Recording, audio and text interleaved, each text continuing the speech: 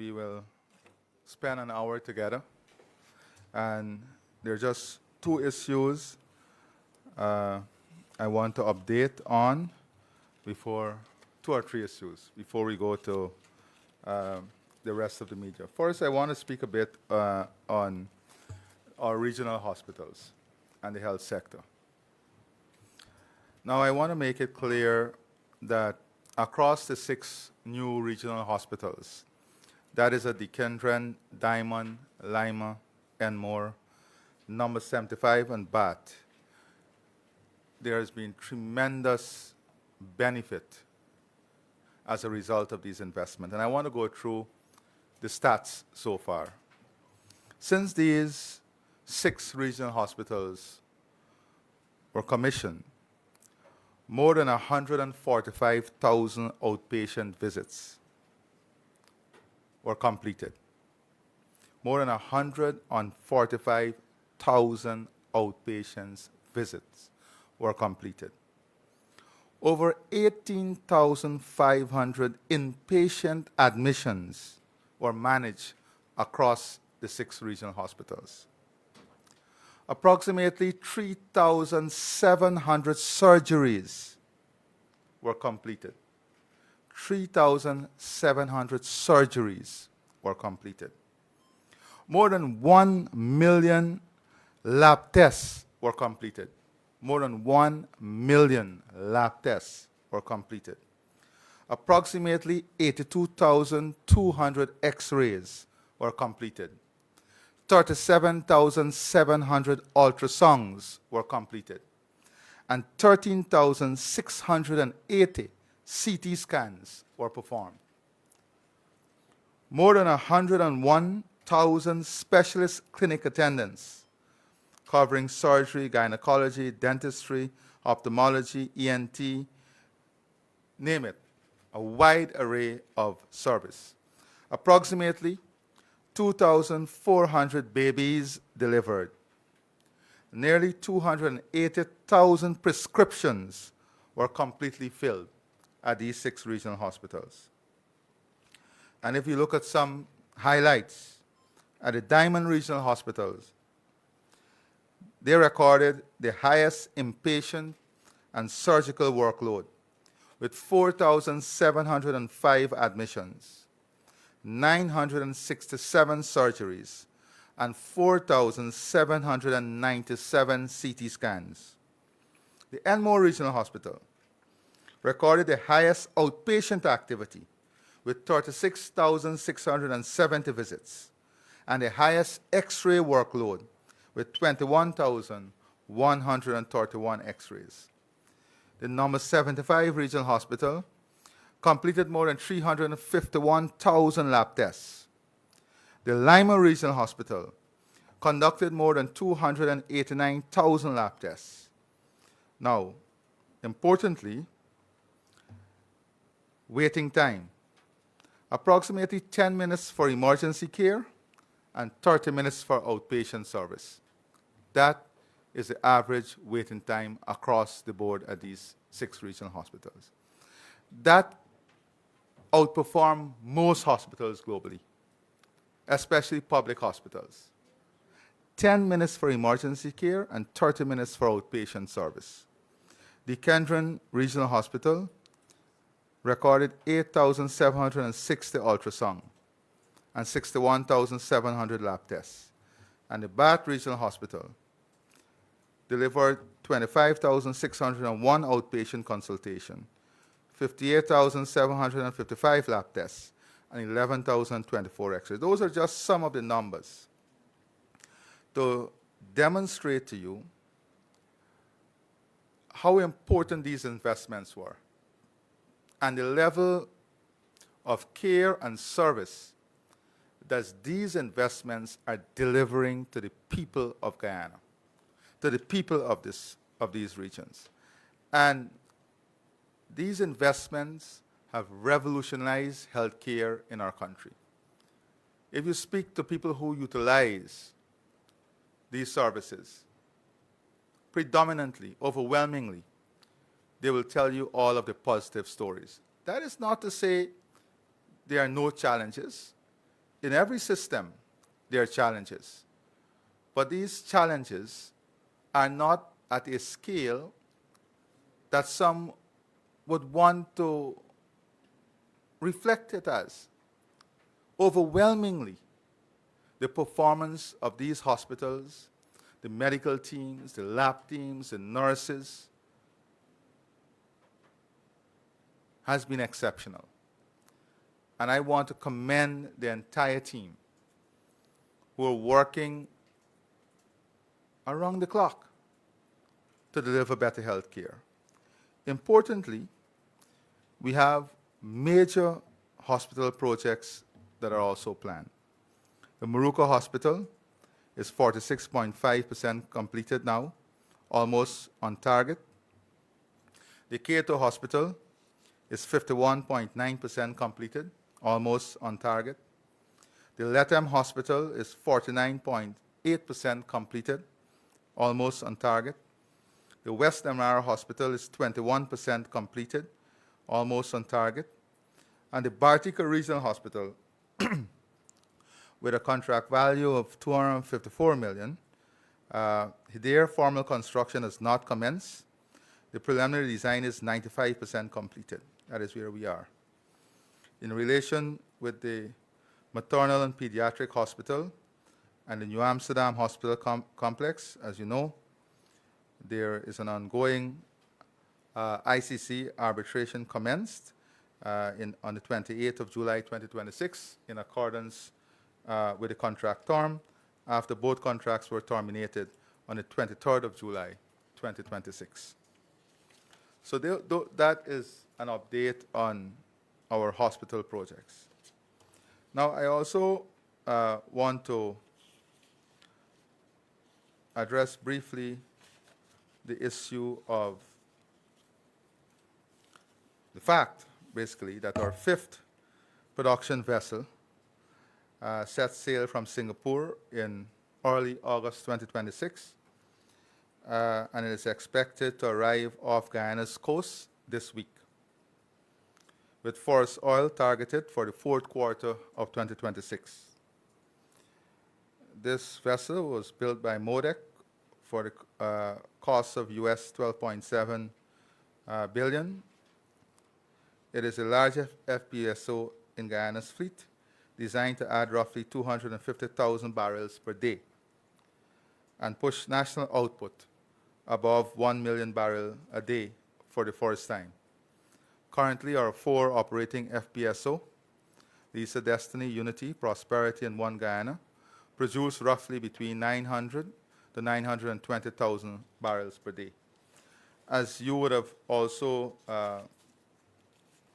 been aware, the production sharing formula has never changed. It remains exactly what was written in the 2016 agreement. Royalty first, then up to 75% of production can go to cost recovery. And whatever is left is split evenly between Guyana and Stabroek co-venturers. It is important for us to understand the concept of profit oil that the agreement speaks of. Guyana's share of Stabroek block oil has increased from 12.5% to 39.8%. This has occurred, as I said, because the cost bank has been recovered 2 years earlier than originally expected. In terms of barrels, 75 of every 100 barrels produced went to cost recovery. Today, only about 20 barrels go to cost. While the US $55 billion expenditure was paid off, the cost bank is not saturated or entirely depleted. The 20 barrels today account for operating and other costs, which still form part of the cost bank. That which is left, which is called the profit oil, is split evenly between Guyana and the companies. Guyana's half is about 39.8 barrels out of every 100. The companies matching 39.8 barrels is split three ways between the co-venturers. So that is where we are in relation to to that. Now, also, as we had promised in the manifesto, we'll continue the modernization of our national procurement system. And I'm pleased to tell you that the Finance Secretary is leading the effort to have, before the end of this year, completed the E-Procurement system fully completed and integrated. And the E-Procurement system would have a digital bidders register, an e-tender life cycle module, a national e-tender portal, and an e-marketplace. Now this will remove all of the need for the massive paper and move from a paper-based system to a complete e-system, electronic system that is trackable throughout the process. Now the digital bidders register, MPTAB already has a bidder register.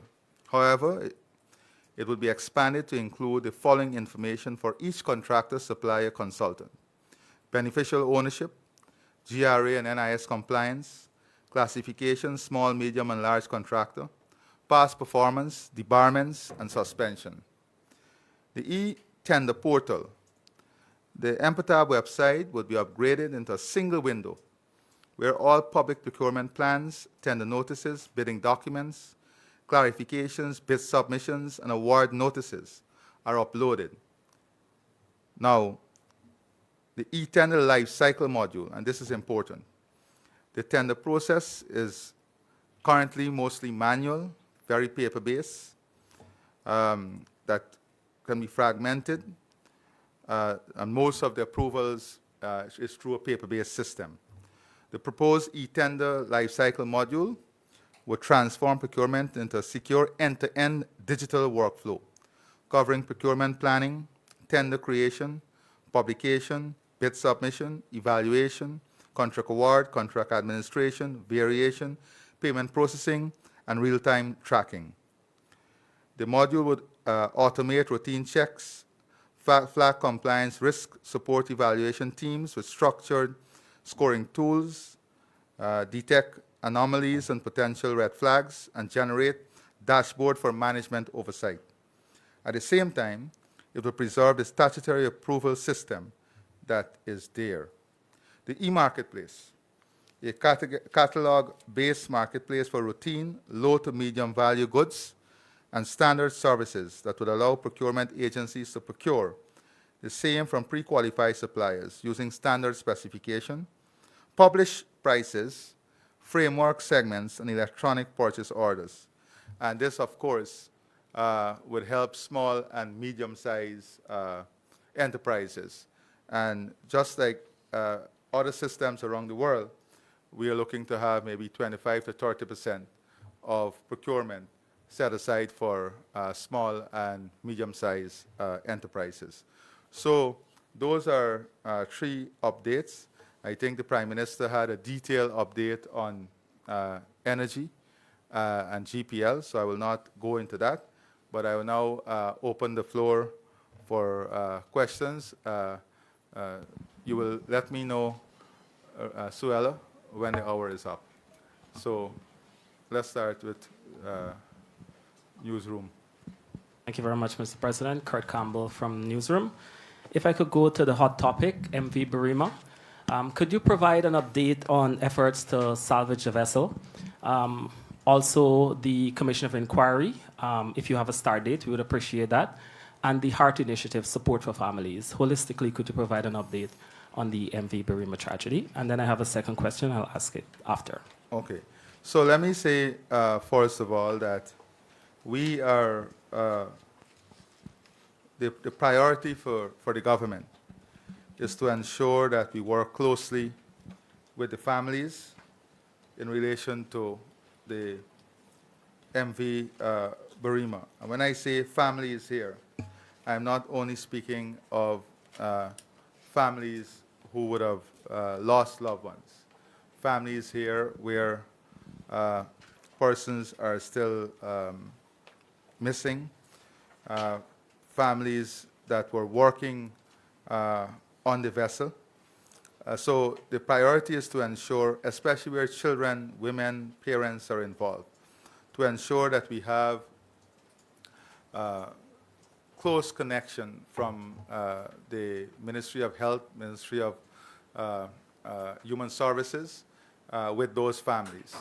And we have established the HEART initiative to be a long-term, multi-stakeholder, I don't want to use the word agency, but long-term, multi-stakeholder forum that would look at immediate, the short, immediate, medium, and long-term needs of family. In that initiative, we also have a legal mechanism to support families in terms of some of the legal challenges that they will face and they are facing in terms of documentation, classification, the mental health support, the medical support, the counseling support, the spiritual support, support for children. And they're working, for example, to see if there is need to establish a special home for children who might have been affected.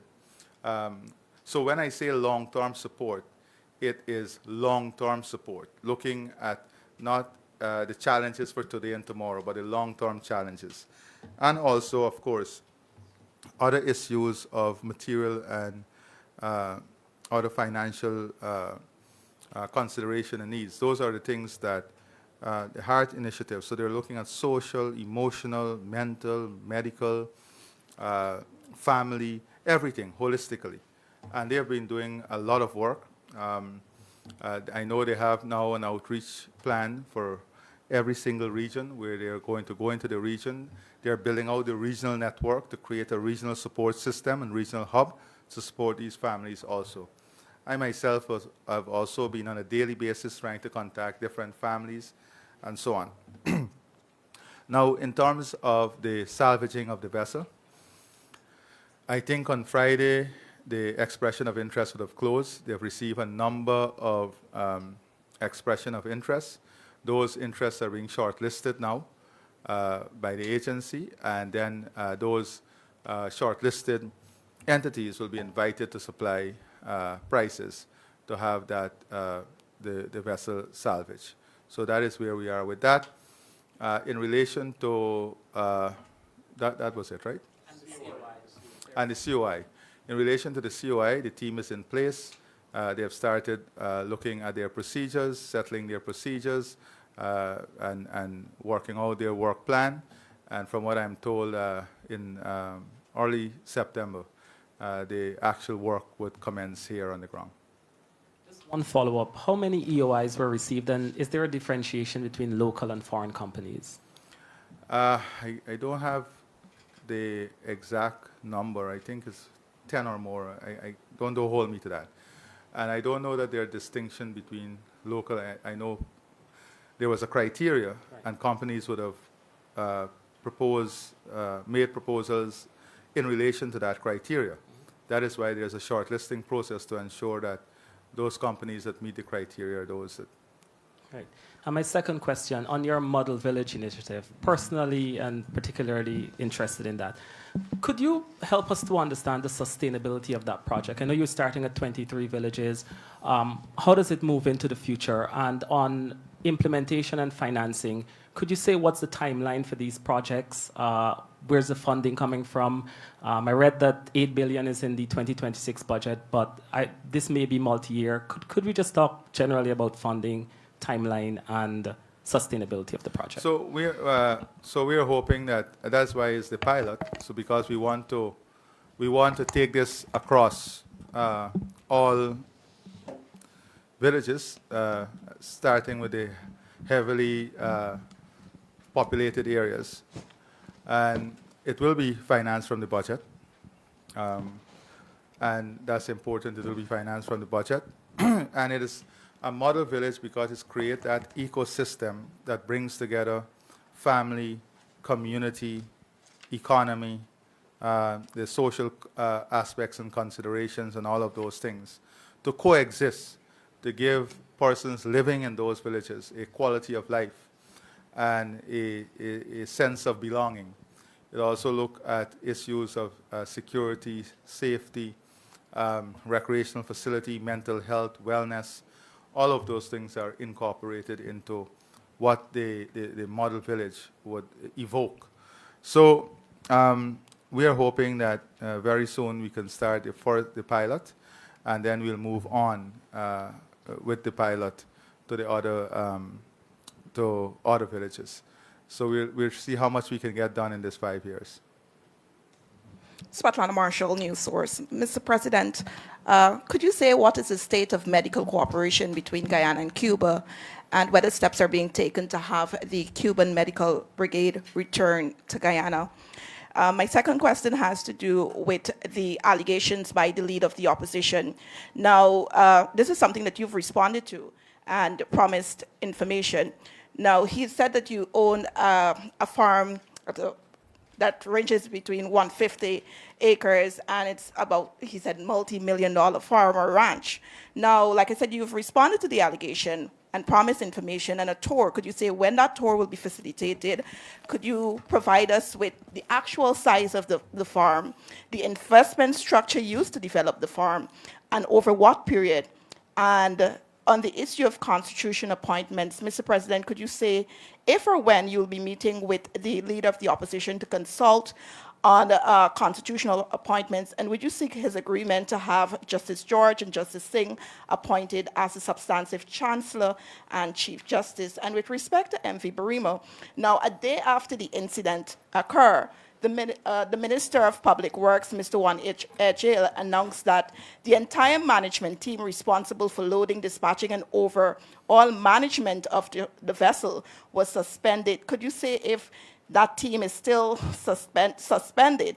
And could you say why steps have not been taken in light of public calls to have Minister Ejil and Minister Indar removed, either suspended or removed from office based on the calls being made, in light of his own explanation that there needs to be a thorough, transparent, and impartial investigation? So let's start with that. Now, a thorough, transparent, and impartial investigation. An independent COI has been established. In all of your questions, you did not acknowledge that. Can you be respectful?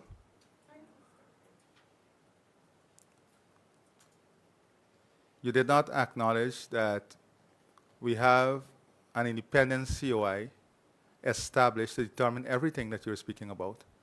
I am not going to add to speculation or be part of speculation. I believe that if we honestly and truly want an independent analysis, a transparent analysis, then the COI, having been established, provides that opportunity. That is why the independence of the COI was critical and important to us. The COI, having been established, will conduct its work, make its determination, its recommendation, and then we'll take it from there. I would not prejudice any action, save and except those that are essential in the period from now to the end of the COI, which include looking at the safety. That is why an independent team has been established to look at the safety of every vessel, to look at the the current gaps and to have those fixed immediately. That is as it relates to the MV Barima. I would add nothing more to that.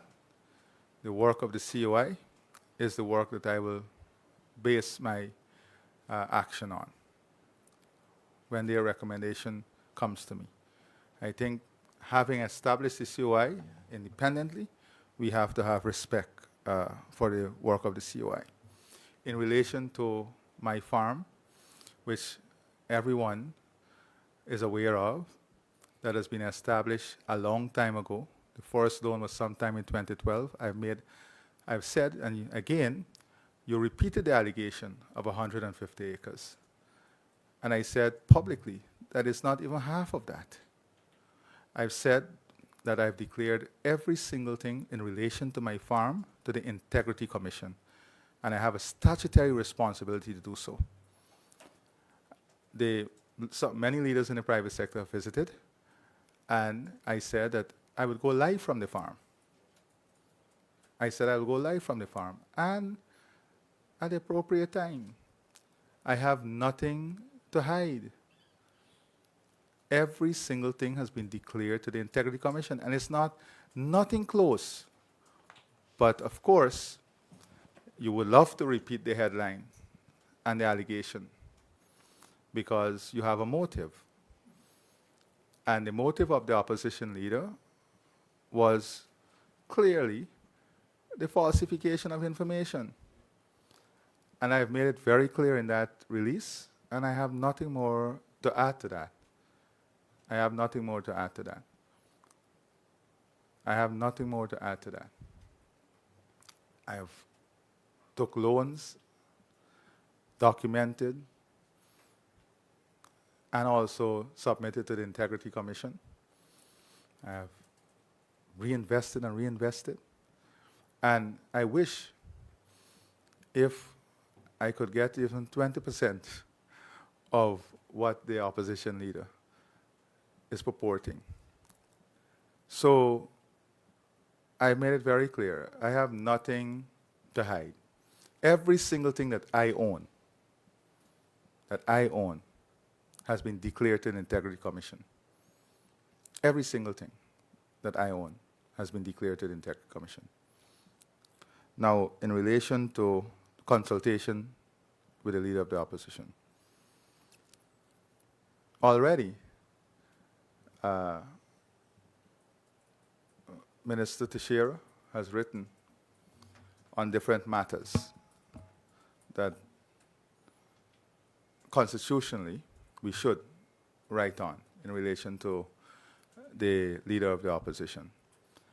And those matters are being dealt with. So wherever consultation is required in accordance with the Constitution, as I have said before, you can be assured that I will fulfill my mandate in accordance with the Constitution of Guyana. And Cuba? Cuba, now we have made it very clear that Cubans who want to work here, they have to go through the legal channels, and they're employed under the same labor conditions and under the same laws that our locals are employed under.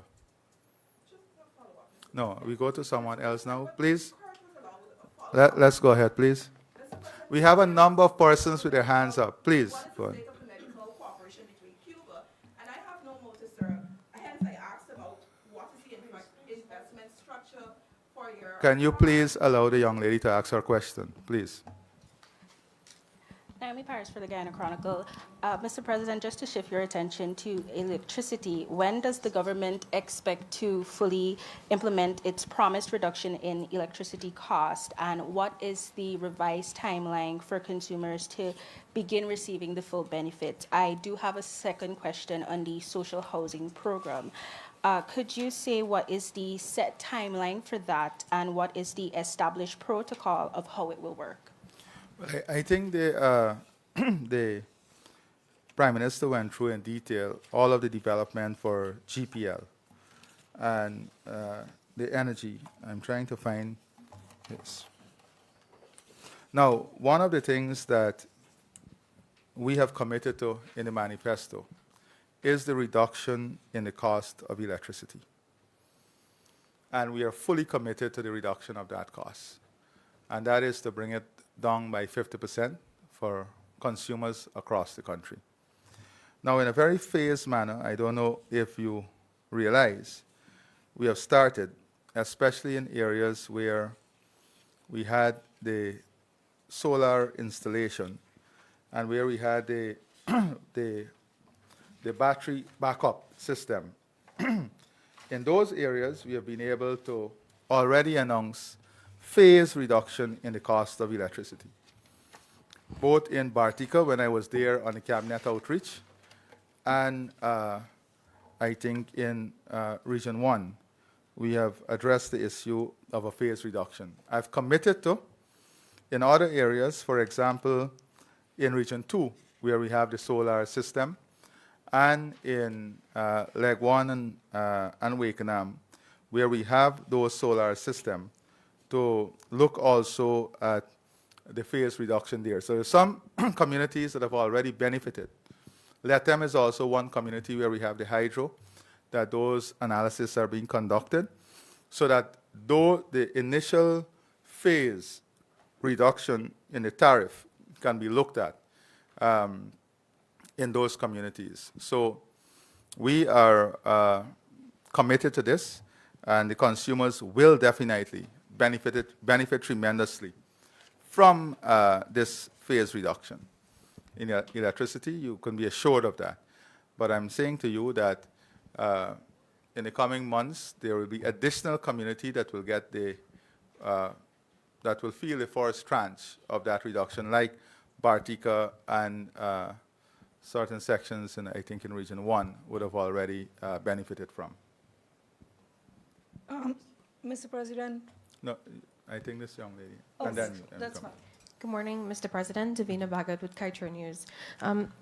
Given that the cost of 7 projects have been repaid, could you say at the policy level how new projects will be governed? Will Guyana allow the country to invest in its upcoming oil projects? Meaning, do we go back to the 75% for cost, or, and if yes, Guyana is likely to become an investor, will we seek a greater share of our profits? So now that we are this new phase in the development of our oil and gas sector, there are ongoing internal discussions.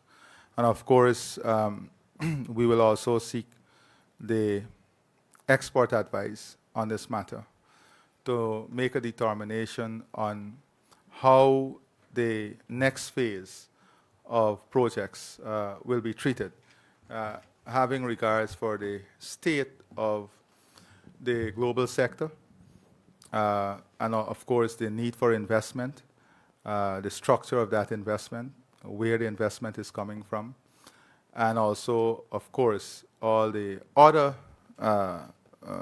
exploration that is going to take place. So that is something that is current.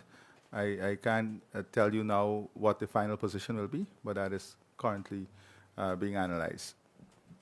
And if I may, given that the operations are now risk-free, is your government likely to engage Exxon to modify the terms of the deal? And finally, from me, Bloomberg recently reported that the oil curse is hanging over Guyana's head, citing weak institutions, contract terms to capture the full benefits, just to name a few. How do you respond to that? So Bloomberg made an assessment, I think, that is based on a perception and their own perception. For a matter of fact, in the article, the guy said he met me in a bar. And I can tell you now that I was at a public engagement at the Marriott. I came down from that engagement, and out of courtesy, he was there and he asked me if we could meet because he was leaving the next morning. And I met him in the lobby of the Marriott. So that tells you something. Now, if you look at the IMF report, that is very structured, that is fact-based, that has empirical evidence, that does a thorough analysis of the economy, that speak to institutions, that analyze the institutions themselves, you will see what the IMF report said. And the IMF report that is fact-based, based on empirical evidence, based on structural analysis, done by professional economists and global thinkers, independently evaluated. They said that our economy is healthy, that the way we are managing the oil resources, the way we are managing our revenue is commendable. And I'm just summarizing. They spoke in a laudable way about our development parameters, our priorities, and our focus. So if you look at that compared to, you know, a perception analysis by someone, and there are many other Bloomberg articles that I can point to that are very positive. There are more that will be done, I'm sure, and other international news agency. But I want to stick to what the IMF, an independent, globally recognized institution, had to say about Guyana. And you know that. You have a copy of the IMF report that you can also go through, and we'll make that, that is publicly available. And that is based on purely facts, empirical evidence, studies, analysis, the review of institutions, review of modalities, and everything that constitute that. And with regard to the earlier question on amending the contract with Exxon? Oh, so you know, we have spoken about the existing contract many times before, and the difficulty with doing that from a legal perspective, one, and from the perspective of the sanctity of contract. So that hasn't changed. But on your second question, as conditions change, the administrative leverage that the government has can help to give us greater benefits from the sector. Just a follow-up, if I may, very quickly. We'll come back. Let's go here. Thank you, Mr. President. Radha Motilal, NCN News. Coming off of the MV Barima tragedy and then your subsequent consultations, you would have identified a number of irregularities and issues with public transportation. Before that, with on the road. So you land, air, water. Is the government considering a holistic overview of the public transportation system and taking into consideration the concerns raised regarding the disparities in fares? Yeah, so this is a major challenge that we have. And I must say, in all of the public consultations that we have had so far, the issue of public transportation and the cost of public transportation has been one that has been raised by residents. And also, not only the cost, but in some instances where you have large housing schemes like Diamond, Tushin, the cost change depending on the time of the night or the time of the day. So there is no structure, and there is no relationship between the increases in transportation costs and what has happened in terms of the operation costs. So if you look at some of government measures, and this was something I should have addressed because I wanted to address it given the fact that it came up at almost all of the public consultation. You would recall that we reduced the excise tax on gasoline and diesel to 0 in 2022. You would also recall that we kept Guyana fuel prices stable. We removed the tolls from the Demerara Harbor Bridge, the Borbis Bridge, and the Wisma Bridge.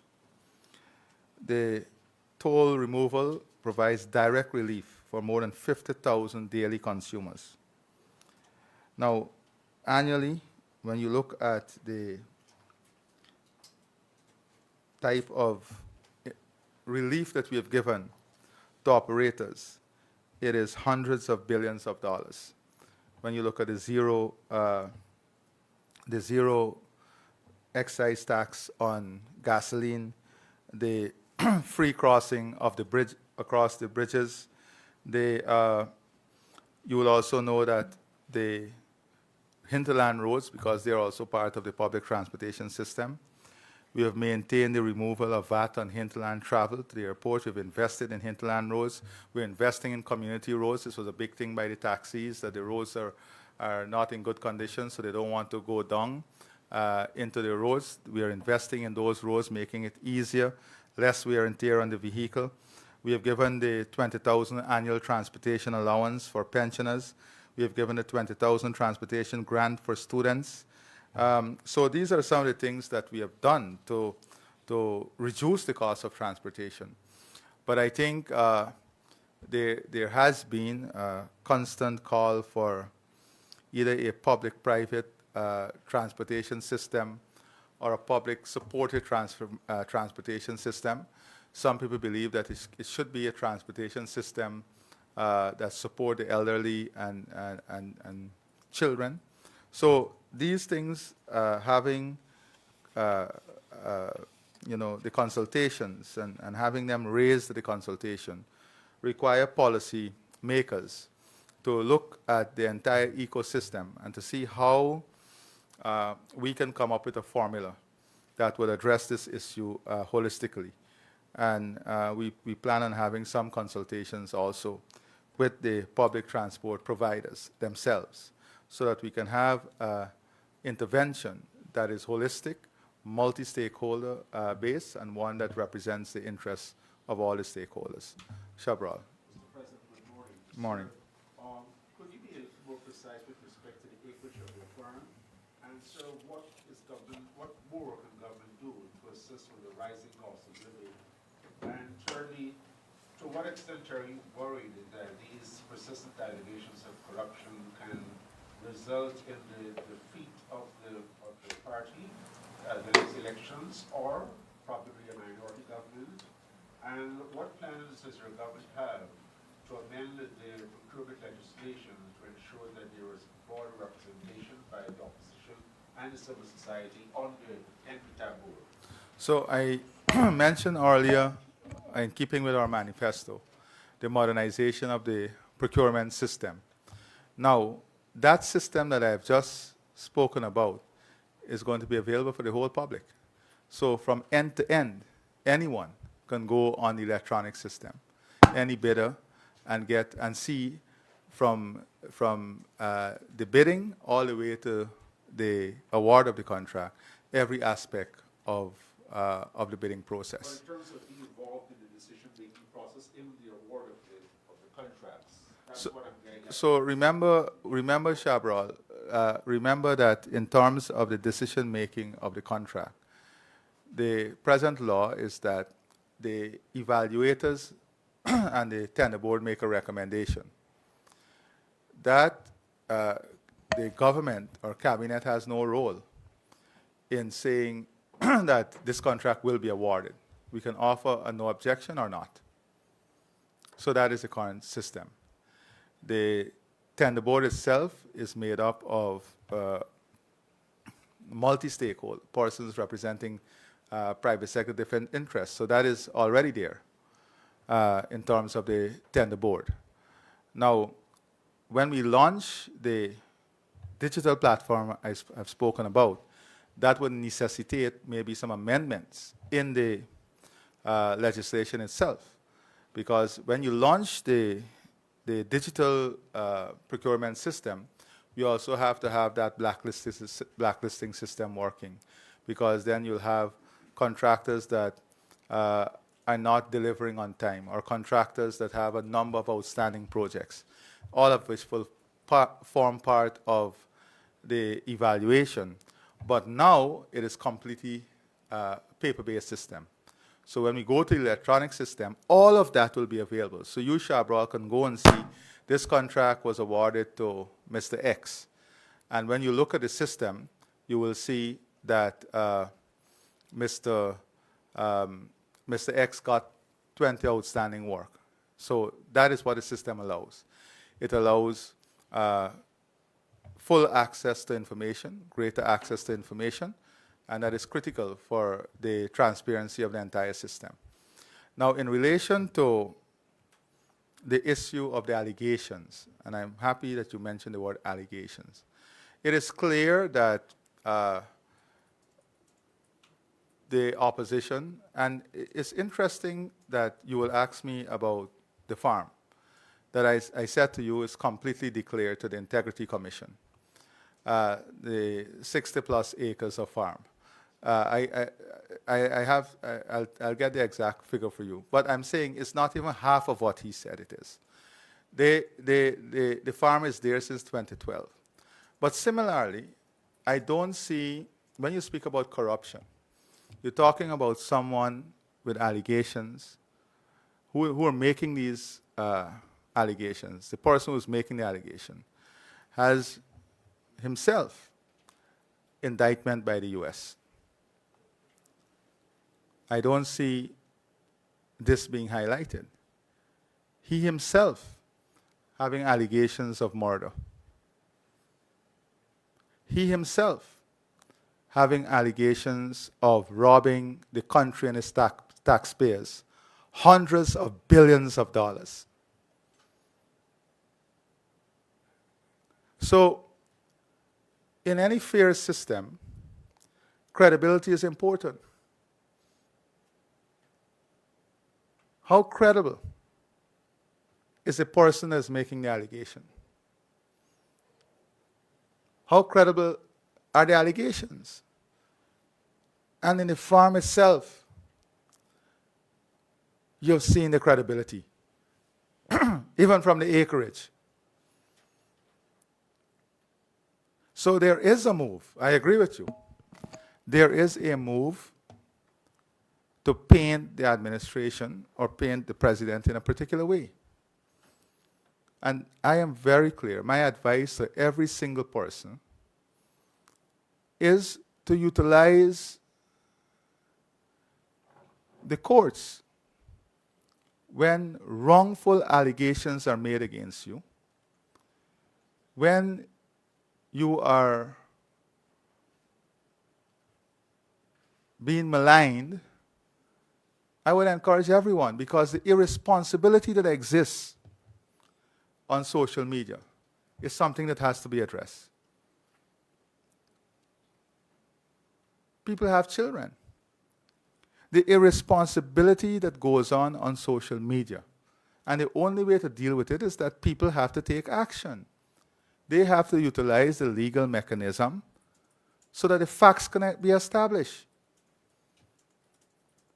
So that they rush to create a headline mischievously,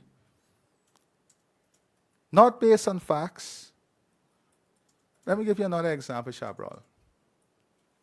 Before the elections, and it's clear that it was designed, there was this interview. After the elections, the same person who did the interview had a big public apology on Facebook. And even the person who carried the interview did not carry the apology.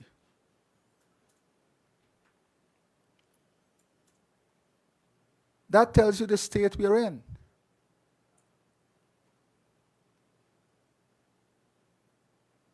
You have someone who is being sought after by the US government for extradition, that first accused the government of Guyana. Accuse the government of Guyana. We have nothing to do with that. But that seems not to be an issue. That seems not to be an issue.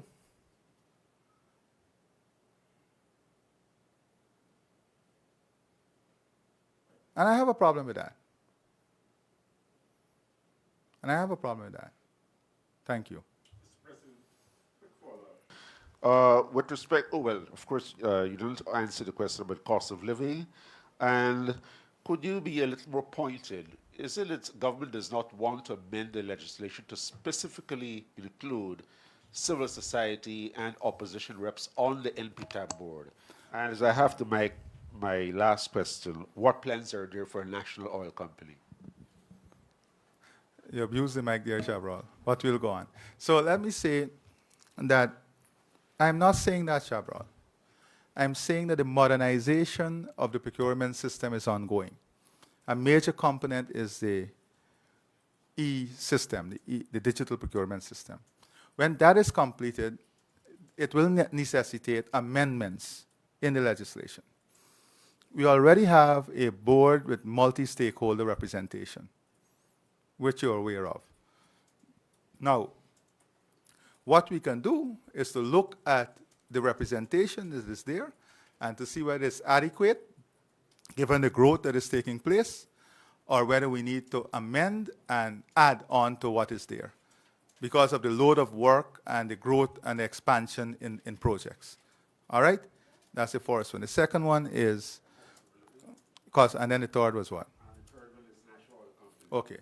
So on cost of living, you know, again, Shabral, I can go through hundreds of measures that we have already implemented. Prices are still Yeah, yeah. I'm coming. If you give me a chance. Now, there are certain things that we don't have control over. The global environment and inflated inflation, imported inflation. Now, let's look at what's happening in the global environment. We produce crude oil, but we import all refined oil, or gasoline and everything. So we import back all the price differentials. Since the war, you know what has been happening. That is why I believe that we have to have a refinery. We cannot have crude oil and don't have security of supply, one. And security brings with it the stability, and then give us some shield against shocks that are currently existent. So we have to, I think, and there are interests in the refinery, and we're hoping that we can have investment in that refinery. And that refinery can be linked to what a national oil company can look like. Not as an investor, but a company that looks holistically at the entire ecosystem in terms of the supply. There are also the issue of how do we increase our security in terms of storage, whether you have 30 days storage, 90 days storage, 120 days storage, because that is a major problem. If our storage remains where it is, then it's not matching the development aspirations of our country. So all of that can be looked at in the entire ecosystem of a refinery, a storage, and where we want to position Guyana. No, Shabral, you're too senior to do that. Now, the refinery, the storage, and all put us into a larger ecosystem, because I believe that we must be an important supplier in the energy market, whether it's fuel, and that is why DR and the rest of CARICOM is important in this whole ecosystem, so that we can build out a trading mechanism that look at refined products, that position Guyana as a supplier in the region, whilst we build our own national safety system and our own stock, but positions Guyana also to have greater economic benefit. That is important, and that is, I think, where we have to go. In terms of, so that is one issue, the imported inflation that every country has experienced because of what is happening as a result of the war, increased prices. That drives up the price for fertilizer. One of the largest supplier of natural gas is Qatar. They're almost taking off stock now. So fertilizer is being affected. The farmers are being affected. All the agrochemicals, all of that the cost is being affected. Pharmaceutical costs is being affected. So all of this, when fertilizer costs increase, the cost of food prices also goes up. But we have also changed our eating pattern in the country, and that is something we have to address. More persons today are shopping in a supermarket than were shopping in a supermarket 4 years ago. If you look at the margins in the supermarket, you will see that the margins are far different from the margins in the normal market. So that's a cultural issue that has come upon us that need to be addressed. The same person who was buying sweet potato and cassava and plantain in the market are now buying it in the supermarket. And they have a whole different margin of profit because, of course, they have higher overheads and the AC and shopping in that environment, sometimes rental and so on. So that is another issue, the changing shopping pattern, the changing eating pattern. Even you now I see eating out a lot, more than before. Shabral. So people are eating out more than they were eating out 4 years ago. The average family is visiting a restaurant more than they're doing 4 years ago. That is also an issue. More people are cooking less at home than they were cooking 4 years ago. So that's another issue that we have to address. I'm saying things that we have to address. And then, of course, we have the issue of the exorbitant profit lines that the retailers are charging, or the add-on, if you want to put it that way. So the farmers, when you go to the wholesale market, the farmers are saying, look, we're selling plantains at X dollar. But when it gets to the market, it's 10x. So we may need to look at the creation of farmers' markets across the country as a permanent part of our buying ecosystem, so that farmers have direct access to the market. So that's another possibility. And look at the case with, how much more time here?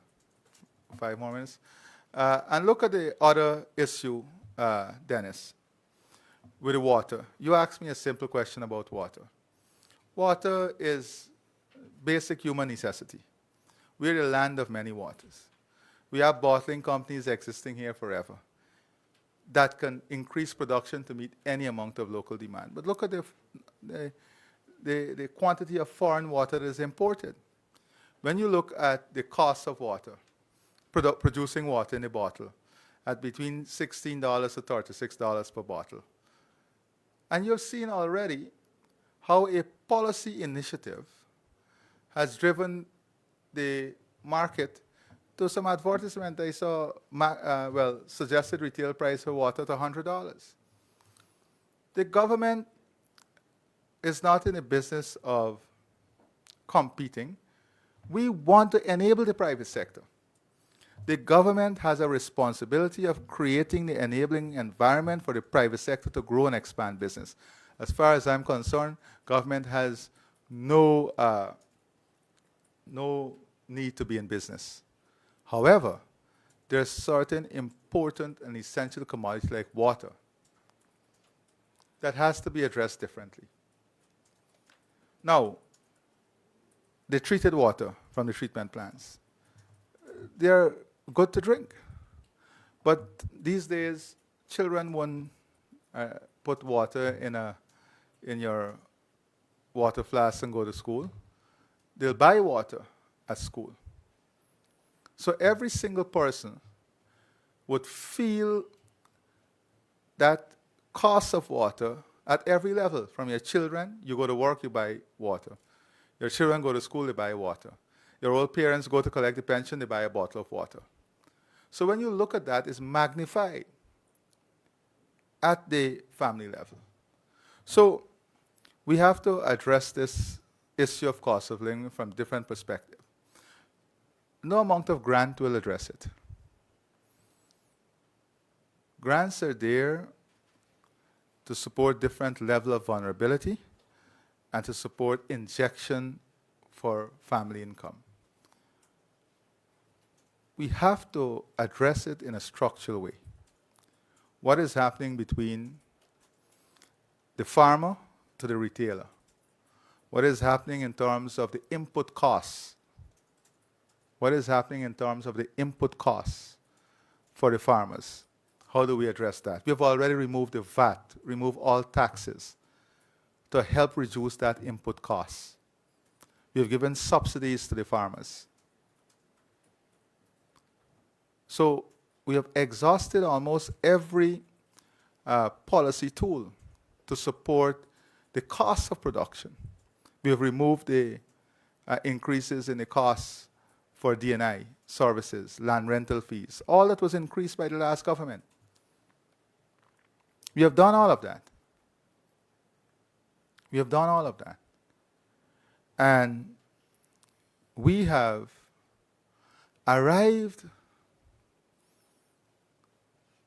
at where we are today. So we have to address this in its multi-dimensional frame. Cultural issues, changing eating pattern, changing buying pattern, the margins that are there.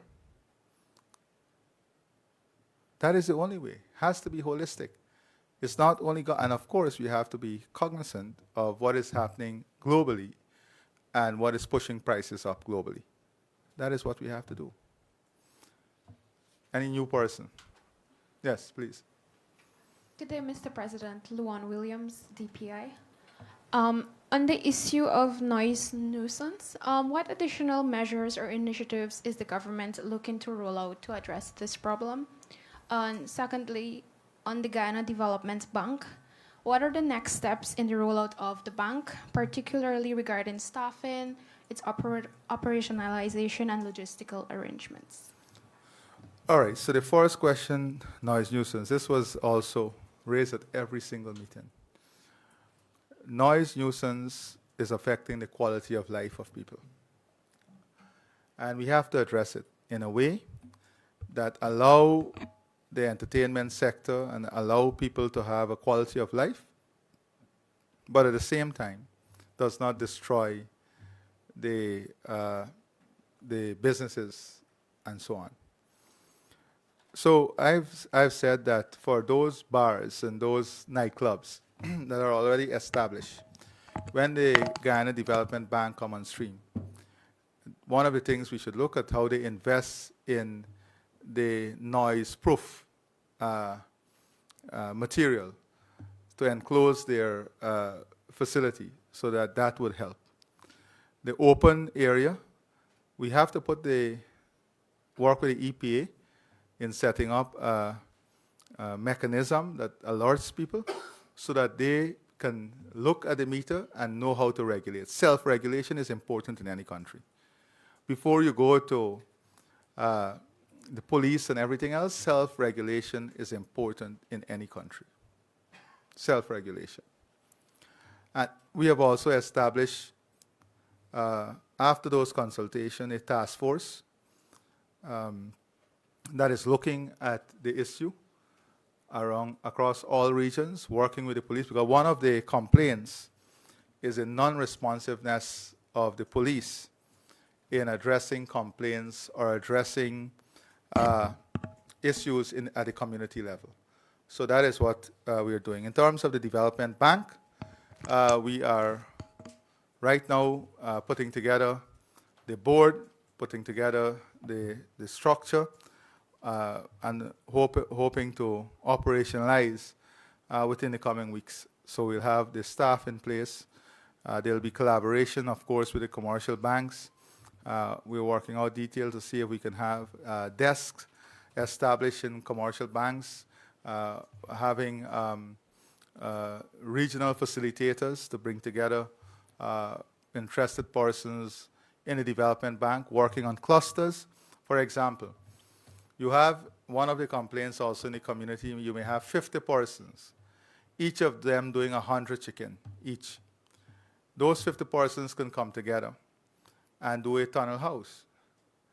And you take away the complaints from the community, one, and you create a business ecosystem that will have lower mortality rate, higher returns, and better conditions. So that is what we're doing in relation to the development bank. We have started the sensitization, and I must say, the response has been overwhelming. There's a lot of persons who are very interested in being part of the Guyana Development Bank. So we are out of time now because I told you an hour. I'll take the new person, just your question, and then we'll go. Good afternoon, Mr. President. Cindy Chauve here from the El Dorado Beacon. Mr. President, I would have spoken with Dr. Constantine. He is currently in Region 1, and he would have highlighted all that's happening there for the past month. One of his major concerns, however, is the misinformation that is on social media, and that is inclusive of media houses like ourselves. It's inclusive of leaders, political leaders. Can you be kind enough, Mr. President, to lend your voice to this nation, since the onus is on all of us to help those individuals as well, not just the professional? A message to Guyana, and more so to all of us that are using social media. I think it is very much needed now, and I think it will be very impactful. Misinformation is always calculated information. Misinformation is a description, but it's calculated for a specific purpose.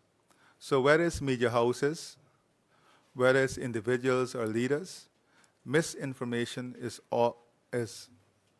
a calculated move by persons or entity to achieve a calculated outcome. Now, that is why around the world, the only thing that can combat misinformation are fact-based analysis, separating facts, understanding facts, listening to credible sources, and also sources that you can trust. That is important. It is very unfortunate that we can misuse social media in such a way. Misuse social media in such a way, even in a tragedy. The type of photographs that were shared. It's just, unthinkable. It's unthinkable. But I think in Guyana, there is a view that there are no rules when it comes to social media, and you can post whatever you want. That is why I believe that it is critically important that people utilize the legal system now to bring sanity to this whole thing. That is what is important. And I call on every Guyanese to use social media in a manner that has some sort of ethical basis, moral basis. Because as you know, in the UK there are laws for social media that are far-reaching. And the region is looking at this in totality, but we too are looking at how we can amend our laws to address the very concerns that you would have raised. So ladies and gentlemen of the media, thank you very much.